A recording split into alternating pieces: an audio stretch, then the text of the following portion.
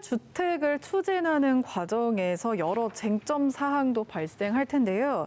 LH공사 및 지방공기업 또 사회적 경제 주체 사이의 관계 정립이 필요하다고 하는데 어떤 내용인가요? 네, 공공주택 사업자인 LH공사 등과 사회적 임대인의 사회적 경제 주체가 경쟁 관계가 될 수가 없습니다. 체력의 차이가 너무 나고요. 자원의 차이가 너무 나기 때문에 그렇습니다. 근데 다른 나라도 마찬가지고 공공의 다양한 형태의 도움이 없이는 공급한 적이 없습니다. 경쟁 관계가 아니라 상호 보완 관계가 돼야 되는 겁니다. 근데 이제 아직까지 우리 사회에서는 갈등 관계라기보다도 정립이 안 된 관계다라고 좀 생각하시면 될 것 같고요. 어쨌든 덩치가 큰 조직은 주거복지적 측면에서의 맞춤형 공급하기가 어렵습니다.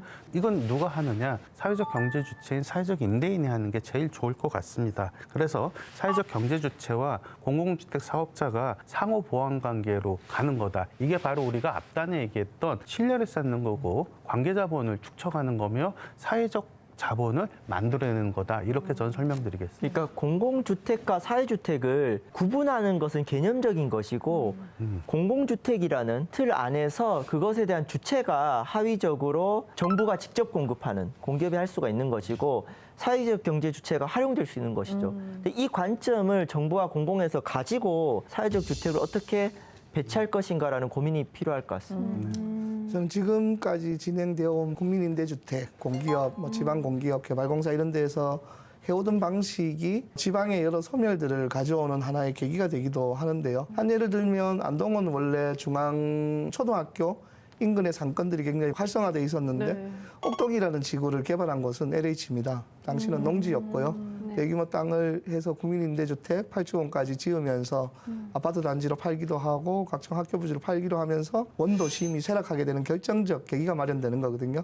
안동의 인구가 계속 증가했다면 옥동도 번성하고 시내 지역도 번성했겠지만 10만 이상이 지금 줄어드는 상황이 되다 보니까 어느 한쪽에 공백이 생길 수밖에 없게 되는 거거든요. 그러면 지금 앞으로도 안동에는 계속 외부에다가 저렴한 땅을 매입해서 국민임대주택을 지어나가는 방식이 불가능하다고 봅니다.